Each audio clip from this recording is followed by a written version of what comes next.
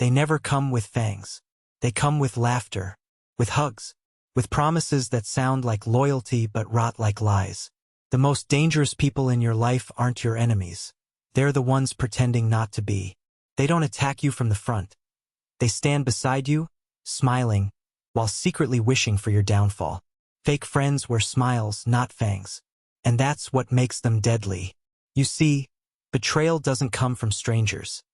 It comes from those who knew your secrets, your weaknesses, your dreams. They know where to strike because you gave them the map. You trusted them. The world has taught us to fear snakes in the grass. But the real danger hides in plain sight, the friend who claps softly when you win.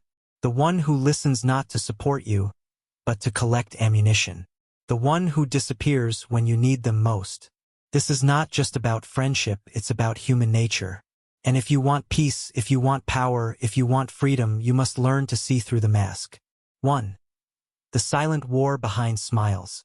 Not all wars are fought with weapons. Some are fought with silence, envy, and fake concern.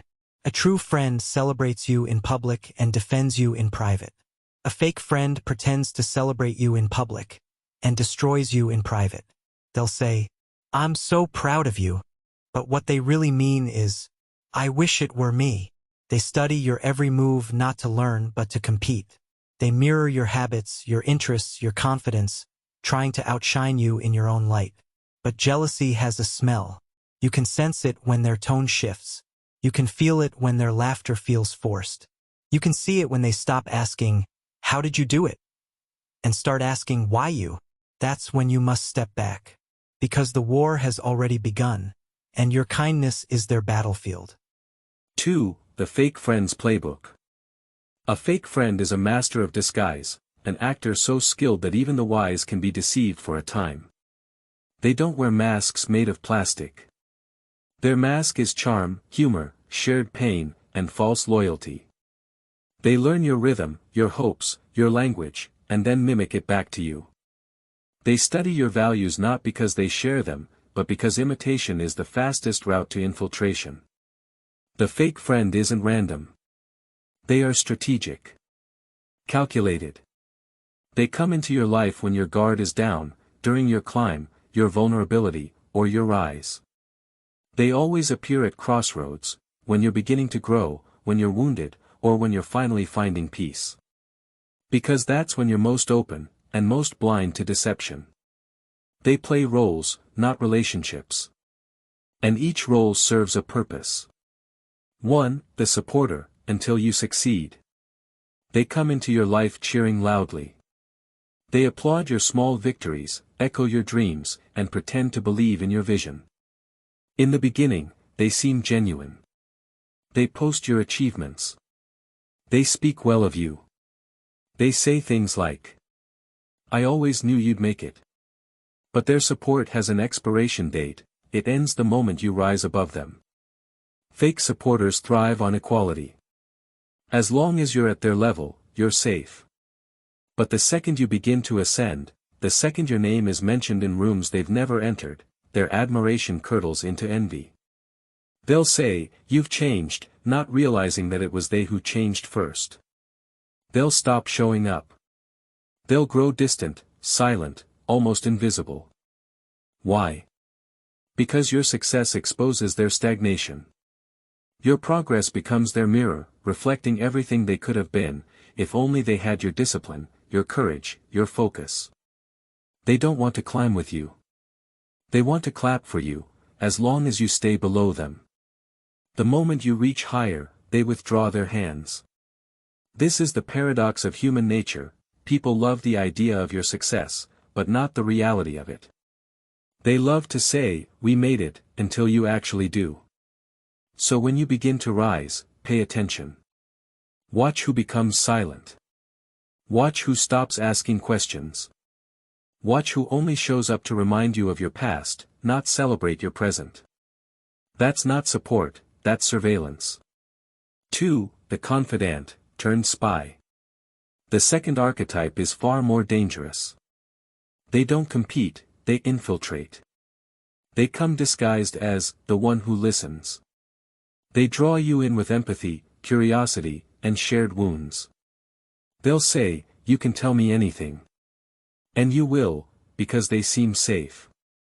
But what they truly seek is not connection, it's information. They gather your vulnerabilities like a thief collects jewels. They memorize your fears, your insecurities, your mistakes, not to comfort you, but to weaponize them later. They'll remember the time you doubted yourself. The night you broke down. The secret you whispered in confidence. Then, when the day comes that you no longer serve their ego, they'll use those secrets to poison others against you. The confidant-turned-spy operates like a shadow. They always smile in your presence, but you'll never feel fully relaxed around them. Something will always feel off. Their energy feels sticky, their attention too intense, their questions slightly invasive. Pay attention to those instincts. That unease is your intuition, warning you that not all warmth is genuine. Some warmth is the fire before the burn. And the greatest lesson? Never confuse curiosity for care. A true friend asks to understand, a fake one asks to remember. The real friend listens to protect. The fake one listens to report. So protect your silence. Because not everyone who says, "I'm here for you," is there for you, they're there for information. 3. The victim, who makes you the villain. This one wears the softest mask, but causes the deepest wounds. They are the masters of emotional manipulation. When their mask begins to slip and you start pulling away, they'll suddenly become fragile. They'll twist the story so that your distance becomes cruelty, your silence becomes arrogance, your boundaries become betrayal. They'll say things like, "You've changed. You think you're better than everyone. I guess success got to your head." But what they really mean is, "You stopped letting me use you." The victim archetype thrives on guilt. They'll make you feel like you abandoned them, when in truth, they were the ones who drained you. They'll make you second-guess your decision to walk away, not because they miss you, but because losing you ruins their image. They can't survive without someone to blame. And you, being the strong one, the rising one, the disciplined one, you become the perfect villain in their story. Because to the insecure, your self-respect looks like arrogance. Your distance looks like judgment. Your peace looks like pride. And so, they must destroy your image to protect their ego. They'll gossip subtly, using emotional language. "I don't know what happened, he just changed." Or, "I tried everything to help, but he pushed me away." They weaponize sympathy, turning your strength into their sob story. But never explain yourself to people committed to misunderstanding you.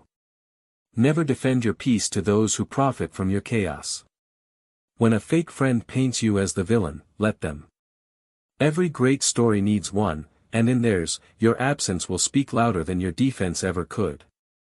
Because over time, truth always survives, and falsehood always devours itself. The unifying lesson, the art of silent withdrawal. Fake friends rely on your reaction. They want your anger, your explanation, your confrontation.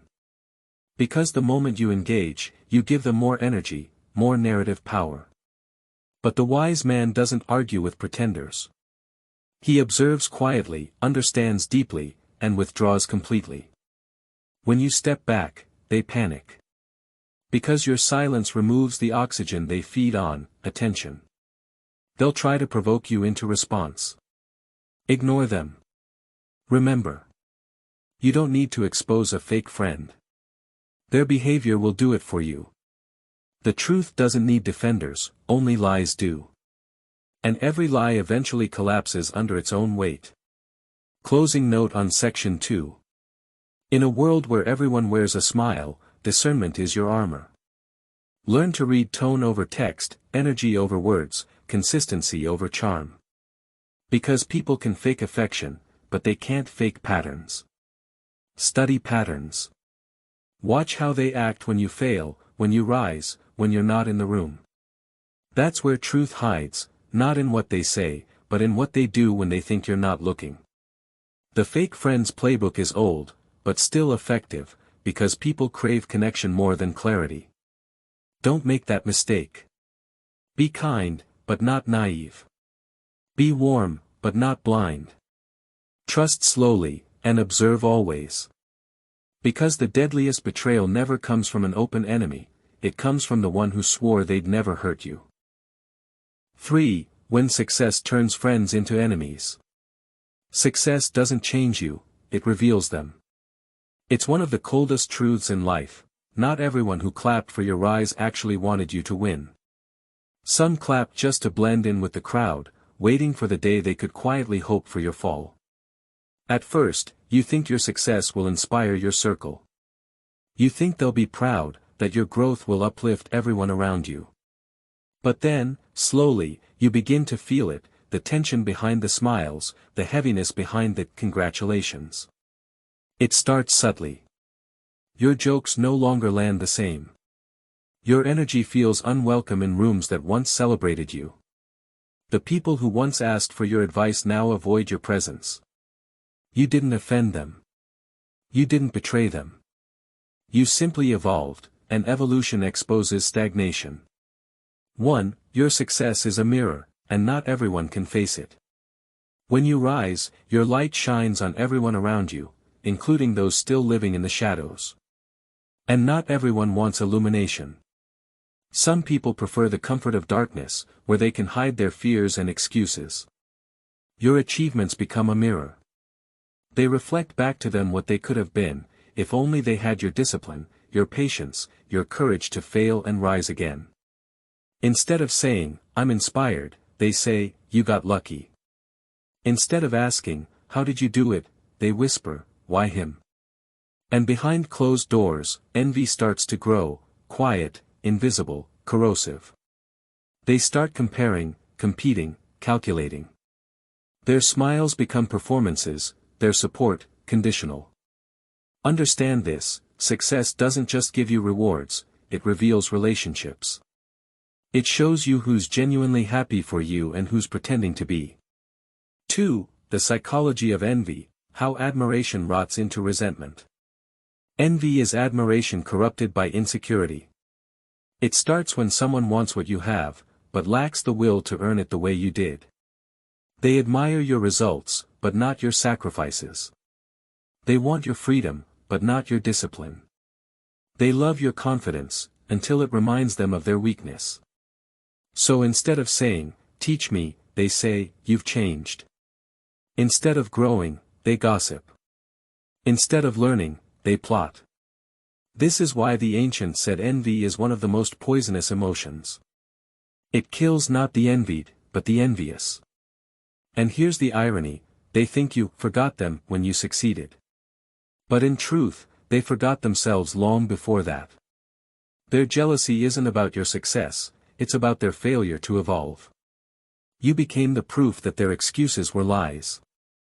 3. How envy reveals itself: subtle shifts and silent attacks. You'll notice the change. It's rarely loud. At first, it's small things: a missed call here, a sarcastic joke there. Then it grows. They stop celebrating your wins. They start questioning your methods. They make backhanded compliments like, "You're lucky you had connections," or "I could do that if I had the time."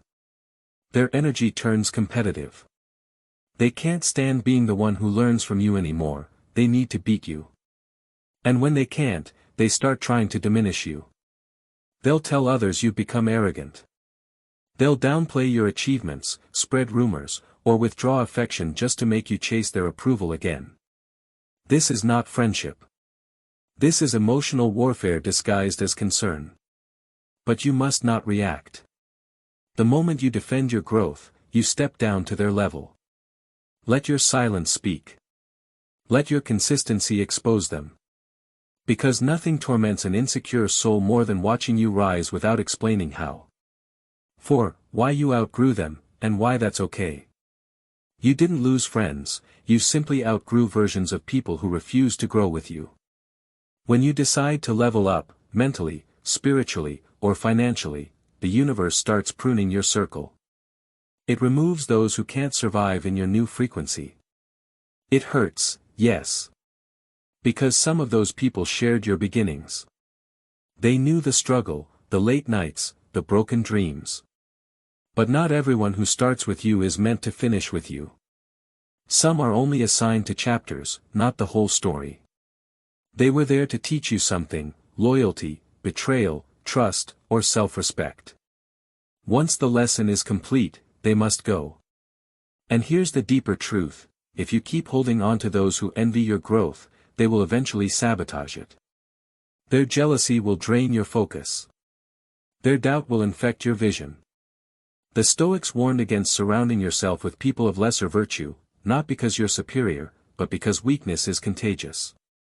As Epictetus said, "If you wish to improve, be content to be thought foolish and stupid by those who do not." So yes, let them call you changed. Because you are. And that change is your protection. 5. The art of distance, protecting your energy. When you feel envy around you, don't fight it, distance from it. Withdraw quietly. No confrontation, no anger. Simply create space. Protect your peace like it's your empire, because it is. You've worked too hard to build what others mock in jealousy. You owe explanations to no one. You don't need to justify your evolution to people still explaining their stagnation. Your success is sacred, not for public debate, not for social approval. The moment you start apologizing for your growth, you shrink to fit someone else's comfort zone. And remember, when you rise, you don't owe your old self, or your old circle, an apology for leveling up. They could have come with you. They chose not to. 6. The spiritual dimension of success and envy. There's something deeply spiritual about betrayal through envy. It's almost biblical: Cain and Abel, Joseph and his brothers, Jesus and Judas. Every story of light attracts a shadow. Every chosen path reveals hidden enemies. Why? Because energy exposes intention. Your higher frequency disturbs those who live in lower vibration. To the jealous, your success feels like judgment. To the insecure, your confidence feels like arrogance. To the lazy, your discipline feels like pride. But it's not about you, it's about what your presence awakens in them. Your energy reminds them of everything they've neglected within themselves. So don't take their hate personally. Take it as confirmation that your light has grown bright enough to irritate demons. As Marcus Aurelius said, "When you arise in the morning, think of what a privilege it is to be alive, to think, to enjoy, to love." He never said, "Be loved by all." Your duty is to grow, not to be liked. 7. When success isolates you, the lonely peak. The higher you climb, the fewer people you'll find around you. Because the summit is narrow. At the bottom, everyone holds hands. At the middle, competition begins. At the top, it's quiet. That silence isn't loneliness, it's purification. It's the price of greatness. Every king walks alone before the crown.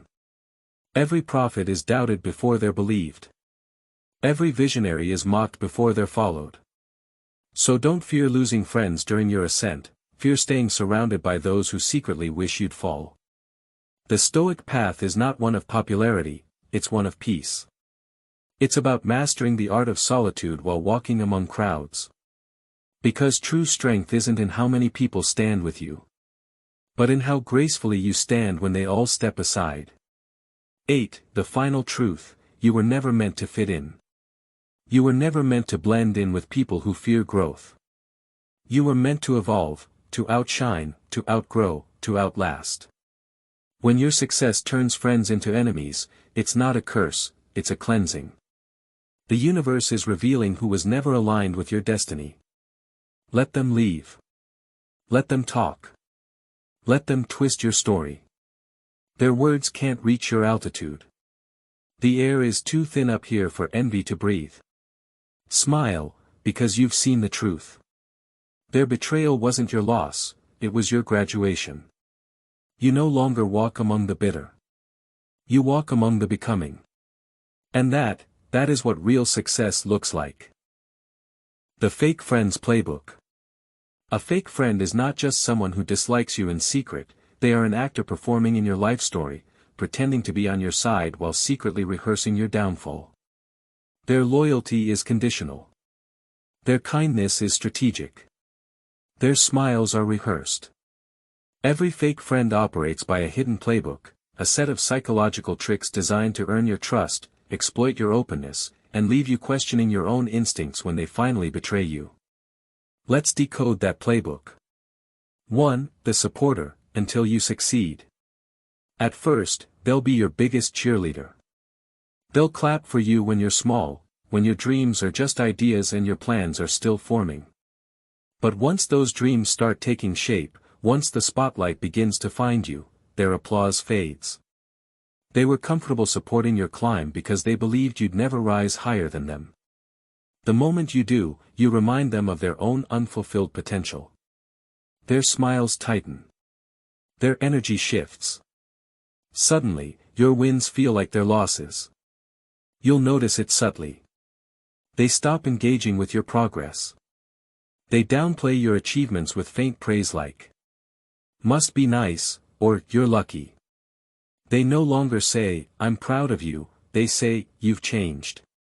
But the truth is, you didn't change, you just started winning. A fake friend wants proximity to your ambition, not participation in your success. They'll walk with you through struggle, but not through triumph. Because your rise makes them confront their own stagnation, and not everyone can handle that mirror.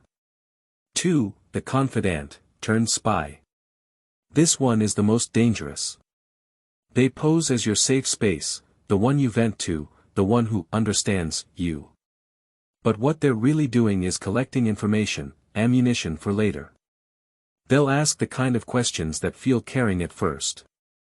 How are you holding up? Tell me what really happened. Why didn't you tell me sooner? But listen closely, they're not asking to help, they're asking to harvest. Every word you share becomes a weapon they might one day use against you. They store your confessions like data. They build a narrative, not of your strength, but of your weakness. And when conflict comes, when alliances shift, they'll leak what they know, wrapped in half-truths and flavored with just enough authenticity to destroy your reputation. That's how fake friends operate, they gather information in moments of trust and release it in moments of tension. They're not loyal to you, they're loyal to relevance. They'll stand next to whoever holds the most power at the moment. And if that means throwing you under the bus, they'll do it, and still pretend they didn't drive. 3. The victim, who makes you the villain. When you finally pull away, they won't take accountability. They'll rewrite the story.